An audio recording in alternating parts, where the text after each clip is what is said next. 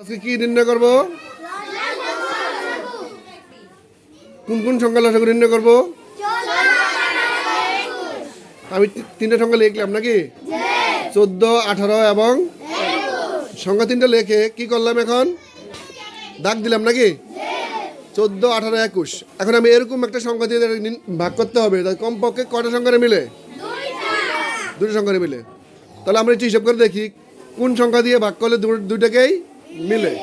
তো সবার প্রথমে আমরা কোন দিকে নজর দেবো? দুইয়ের দিকে। কার দিকে? কারণ এখানে 14 জোড় সংখ্যা, 18 কি সংখ্যা? জোড়। তাহলে বুঝা গেল জোড় সংখ্যা যদি হয়, যত বড় জোড় সংখ্যা হোক না কেন, 2 দিয়ে সবসময় মিলবো। 2 দিয়ে সবসময়। তাহলে প্রথমে আমরা কত দিয়ে গুণ দিব? ভাগ দিব 2 দিয়ে দিলে কাকে কাকে মিলবো বলো?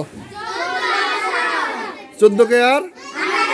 তাহলে আমরা এখন কত দিয়ে ভাগ করলাম? 2 দিয়ে। কত দিয়ে ভাগ করলাম? কারণ 2 দিয়ে 14 কেও মিলে, 18 কেও মিলে। 2 দিয়ে 14 কে মিলছে কয়বার?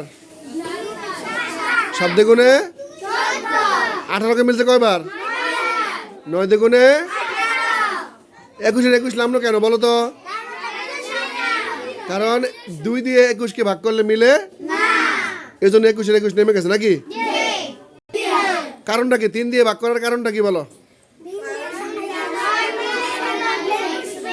কারণ 3 দিয়ে ভাগ করলে আমার 9 কেও মিলবে, 21 কেও। আমার আগে তো বলছিলাম কমপক্ষে কয়টা সংখ্যাকে মিলতে হবে? এখন আমরা কত দিয়ে মিলালাম? 3 দিয়ে 7 কে যায় না, মিলে না, এই জন্য 7 7 নেমে গেছে নাকি? 3 দিয়ে 9 কি মিলছে কয়বার? 3 তিরিকা 3 দিয়ে 21 কি মিলছে কয়বার? 3 7। আচ্ছা এবার বলো তো, এবার 7 3 7। এখন আমরা কত দিয়ে মিলাবো কমপক্ষে যাতে দুইটারে মিলে?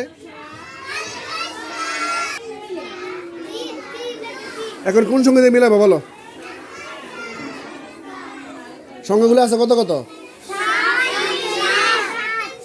7 3। জোরে বলবা সবাই। এখন আমরা কত দিয়ে মিলাবো? 7 দিয়ে। 7 দিয়ে 7 কেও মিলে, আবার আরেকটা 7 আছে ওটারও মিলে। 7 একে 7 একে। এখন 7 দিয়ে আমরা মিলালাম নাকি? 7 দিয়ে 7 কে মিলছে একবার, 7 একে 3 3 3 আবার 7 একে। এখন আবার কত বের হইলো? 2 3 7 1 3 1। আমরা এখন এই সংখ্যাগুলোর গুণ করলে আমার উত্তর বের হয়ে যাবে, ঠিক আছে? আর 1 গুণ করতে হয় না, কারণ 1 দিয়ে গুণ করলে যা আছে কি হয় তাই হয়। এখন আমরা খুব সহজেই লসাগুটা নির্ণয় করবো নাকি? এবার বলো সবাই, আমাদের লসাগুটা কত বের হলো? কিভাবে বের হলো? 3 দ্বিগুণে 6 7 3 42 কত? সবাই বুঝতে পারছো? এভাবে তোমরা যদি করো তাহলে সবগুলো লসাগু নির্ণয় করতে পারবা, ঠিক আছে?